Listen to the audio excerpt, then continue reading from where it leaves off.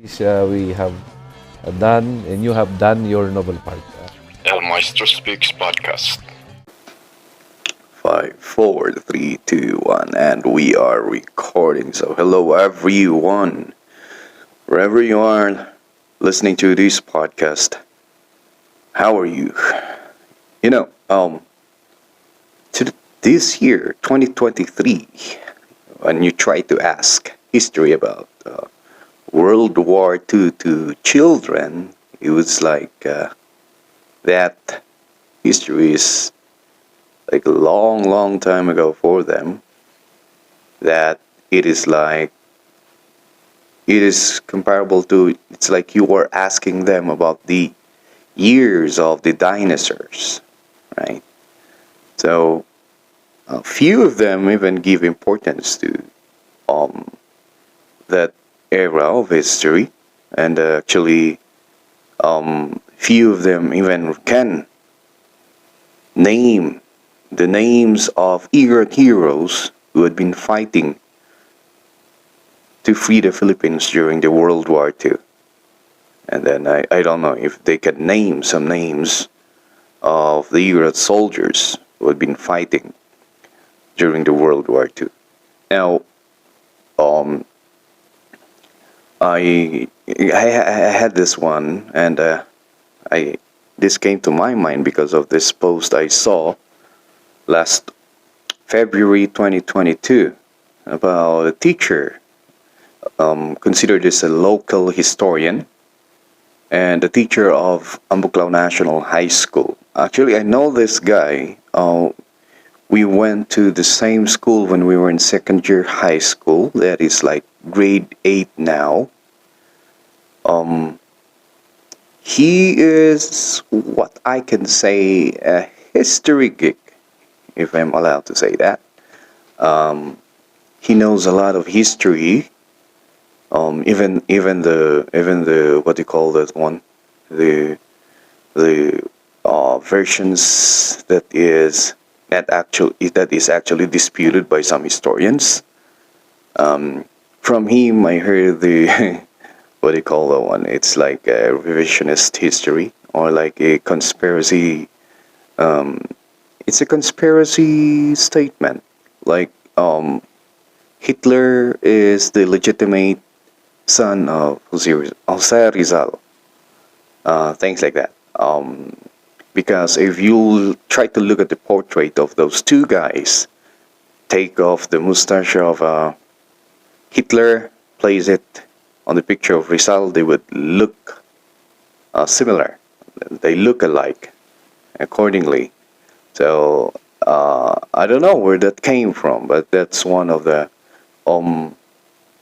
conspiracy theory that I heard, and I heard it from him.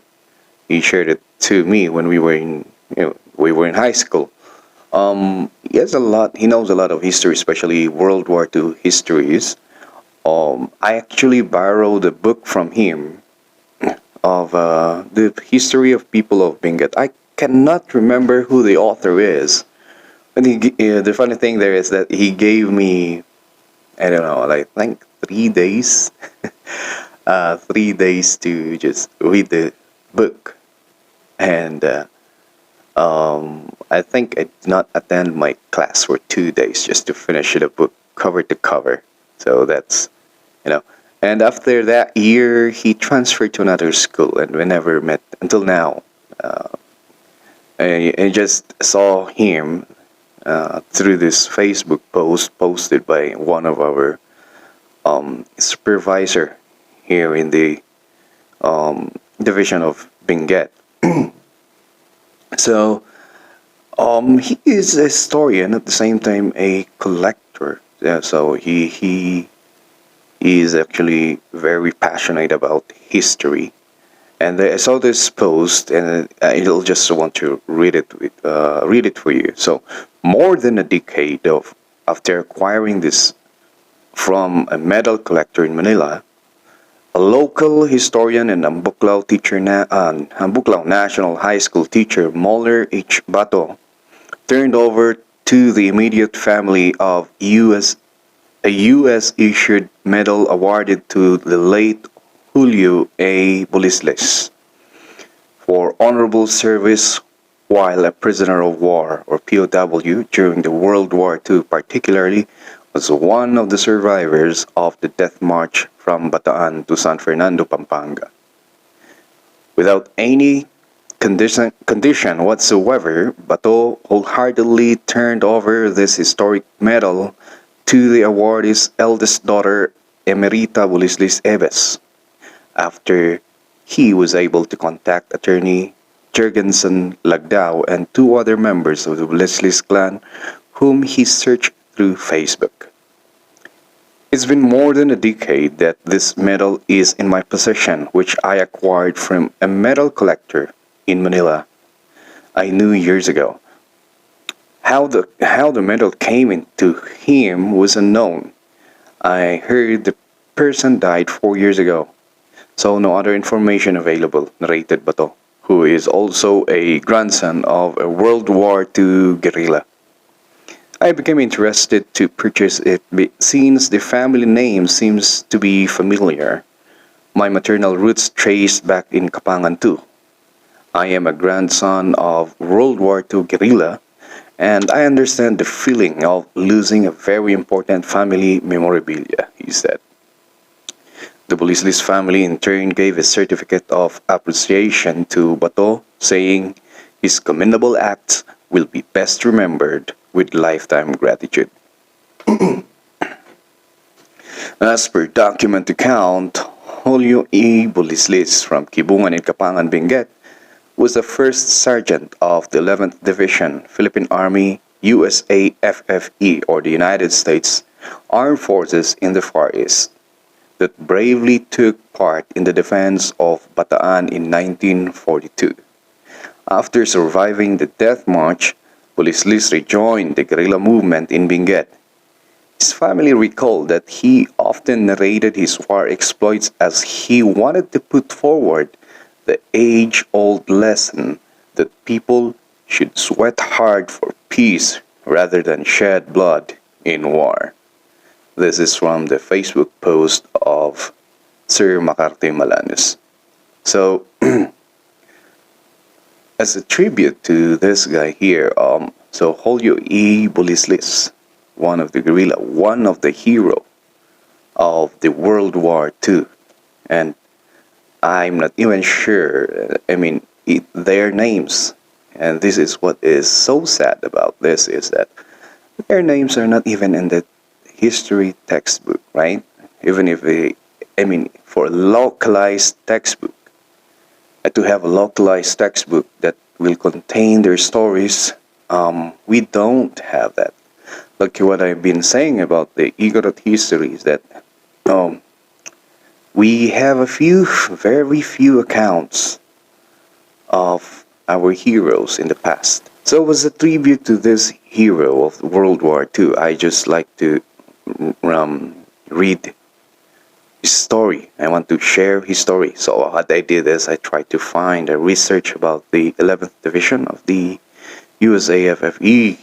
But cannot find any, so just I entered the name of Sir Julio A. Bulislis in Google and found this article. It was written in, I think, April 9, 1999 by Sir Maurice Malanes. I think he is the grandson of this World War II hero. And he shared here the story of this Medal of Valor awardee, and I want to share it with you too. And here it goes. 5 decades and 7 years after he crawled alive out of the valley of death that was Bataan, Julio Bulislis wants his story to be told and retold in the hope that today's generation will learn well the lesson of war. In telling his story, he wanted to put forward the age-old lesson that people should sweat hard for peace rather than shed blood in war. A survivor of the death march, Bulislis, 86, in 1999, is now deaf and he limps from an injury from a fall in 1997. But his memory of World War II remained sharp and keen as a Japanese bayonet. A native of Kibungan town in Benguet, Pulislis was a first sergeant of the 11th Medical Battalion, 11th Division, Philippine Army, United States Armed Forces in the Far East. Igorot soldiers made the 11th Division proud. Humility aside, I remember with pride how American generals described Igorot soldiers as the tigers of Bataan because they climbed and dropped grenades even in running Japanese tanks, he said. Even the Japanese, as they would acknowledge during our surrender later, were impressed by how well the soldiers of the 11th Division fought. It would be nice, if we can have all the list of the names of those Igorot soldiers who are in the 11th Division. Yeah. So, to continue. Having finished 6 months of training, or military training in 1939, he found himself among the first to be drafted in the war.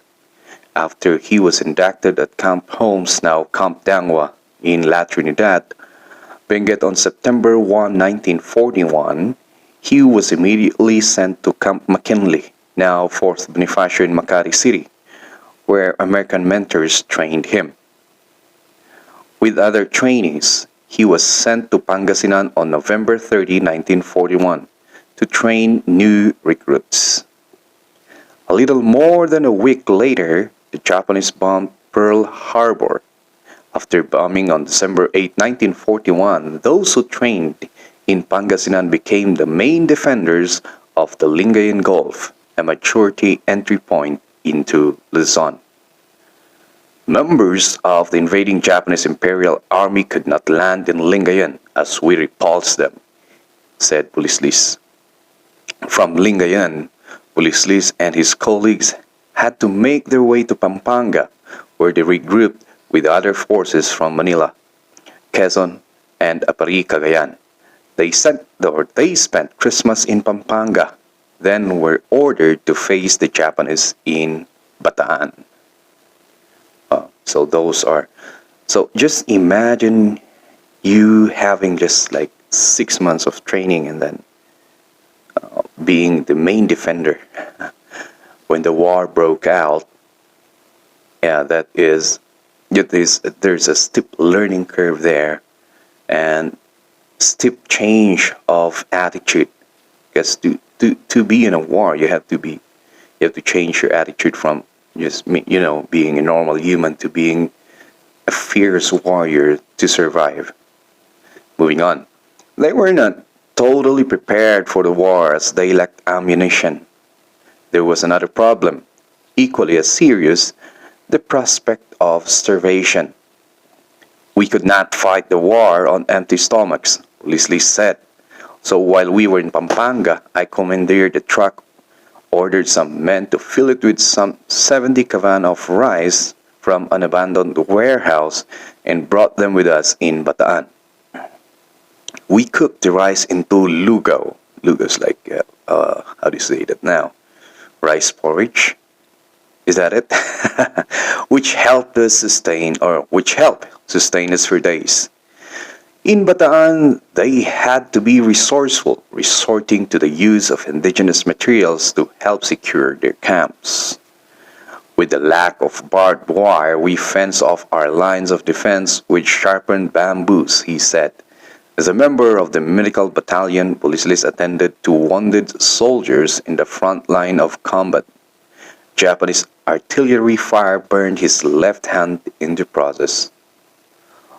Although not well armed, Filipino soldiers fought fiercely in Bataan as the Japanese fought in waves like herds of sheep, as Pulislis described it. Despite the lack of food and ammunition, we fought hard against the Japanese until we made our last stand at Mount Samat. This is in Bataan. The April 9, 1942 surrender in Bataan, the Japanese collected their captives' uniform and paraded prisoners to Pampanga. Oh no, they're talking of. We're now talking on the of the death march. So they fought hard, but I think they still surrendered. Like what Sir Bolisli said, the Japanese fought like waves of herds of sheep. Okay, moving on. The 55,000 to 60,000 captives were grouped into teams. Each team had 4 members. Bolislis was chosen as a team leader. 4 Japanese sentries guarded every 1,000 captives. After a day's march, they stopped at Japanese camp in Barangay de Lapihan, Pampanga coastal village.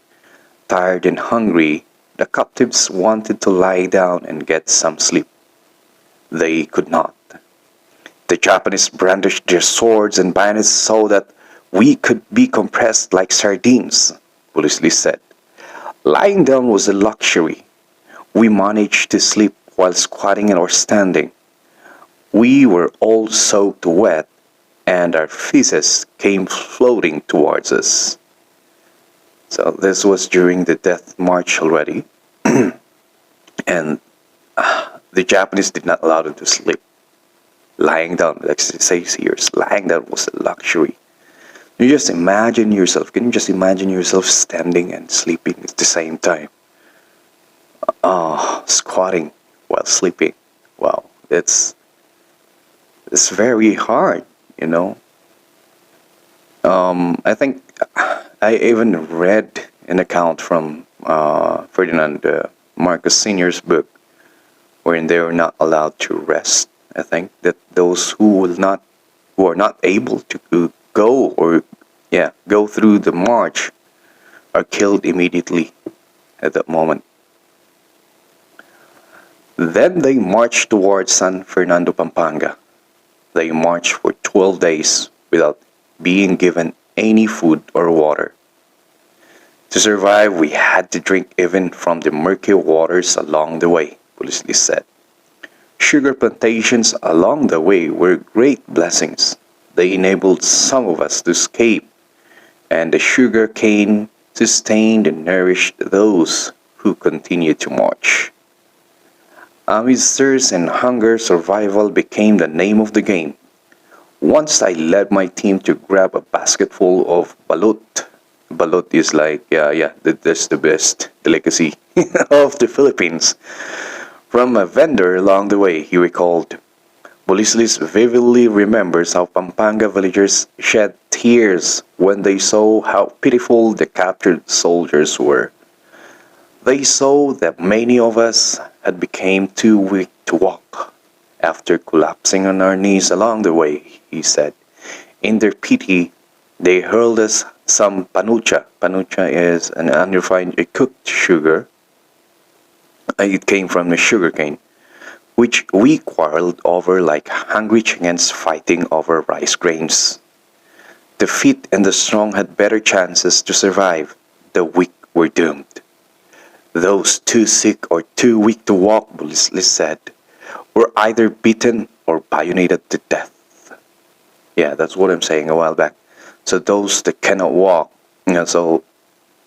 from the another source that I saw is that those who cannot walk continue to march were killed through bayonets, and those who were alive, that the comrades of that person who died must carry the corpse and continue to march. So they will carry the corpse, and then when they will reach the cemetery, that's where they're going to bury those dead prisoners.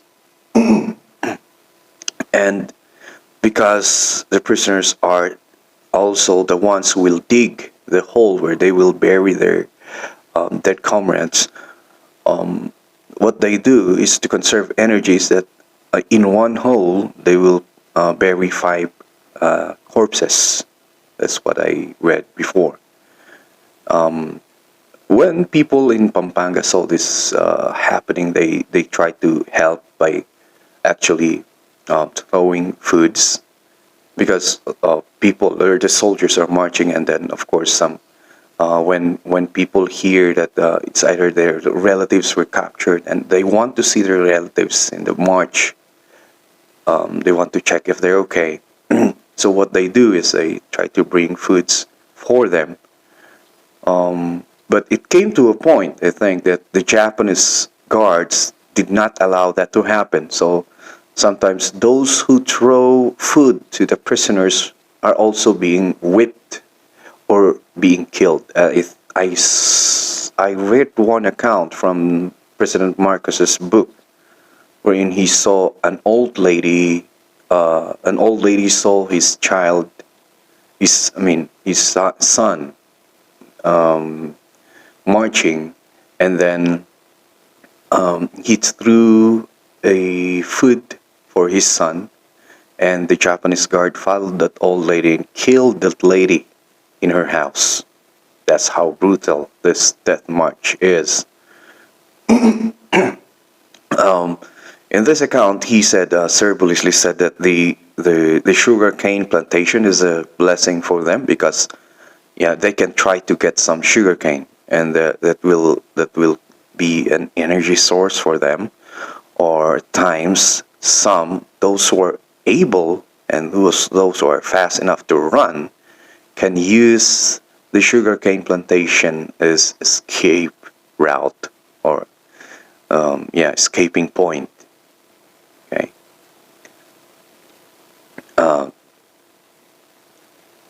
Finally reaching San Fernando, the marchers were elated when the Japanese said captives could go home, but after herding them into a train, they ended up at the Japanese concentration camp in Capas, Tarlac. So that's where they were brought.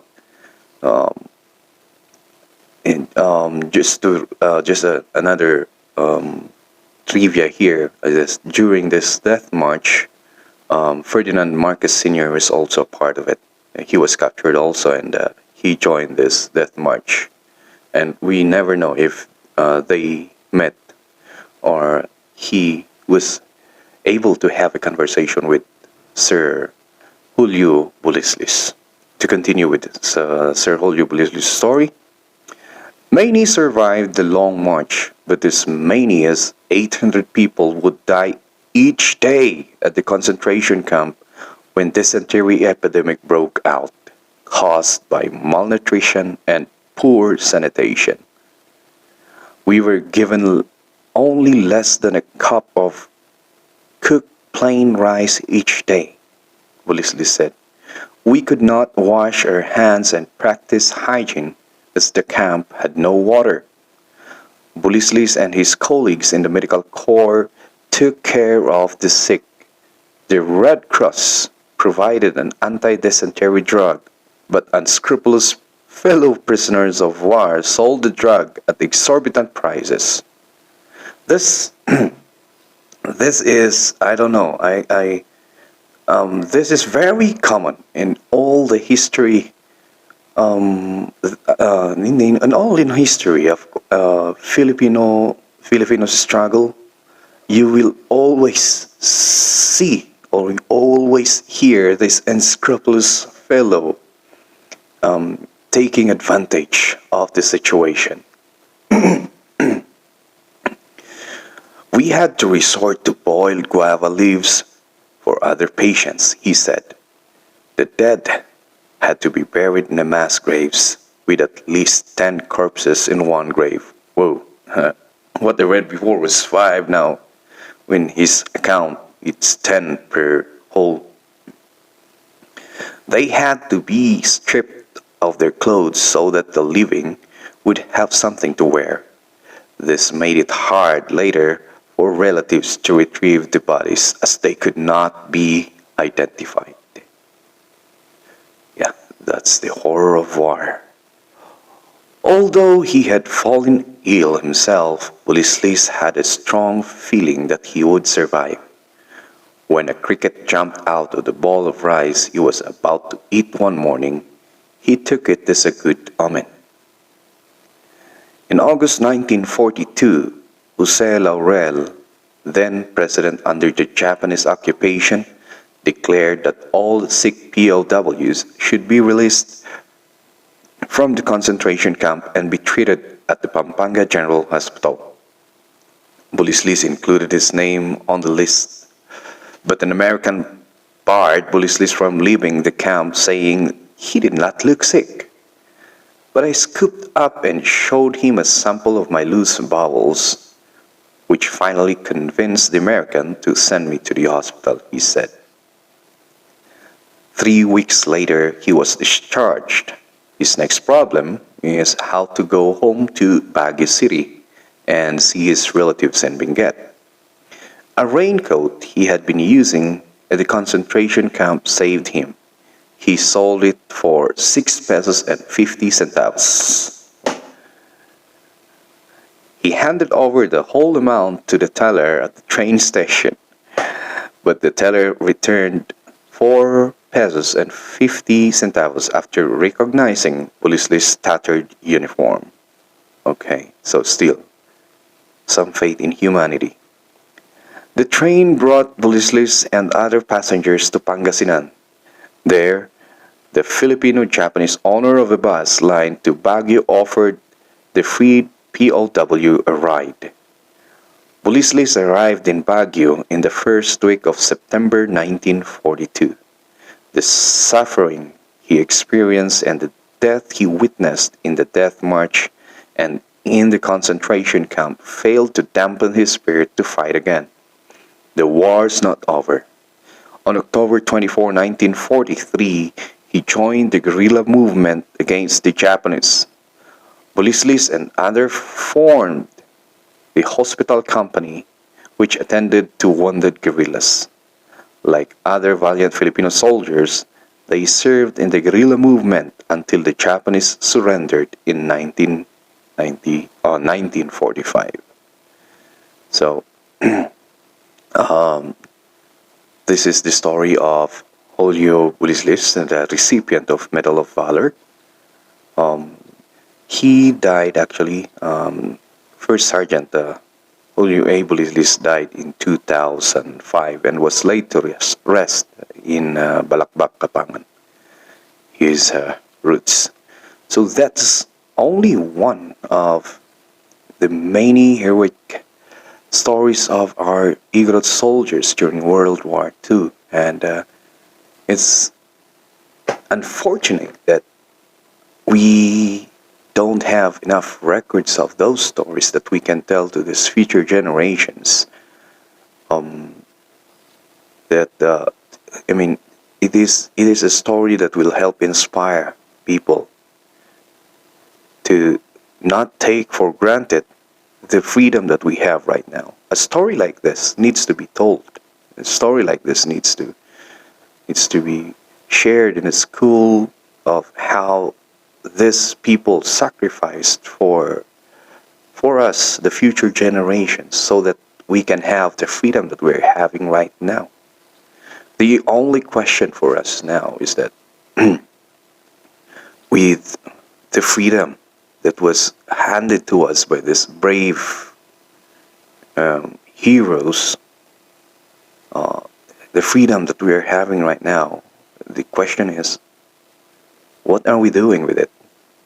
What are we doing to further the cause of our country? And if you're not doing something with it, do you value the freedom that you have by honoring your country? Those are the questions that we need to ponder.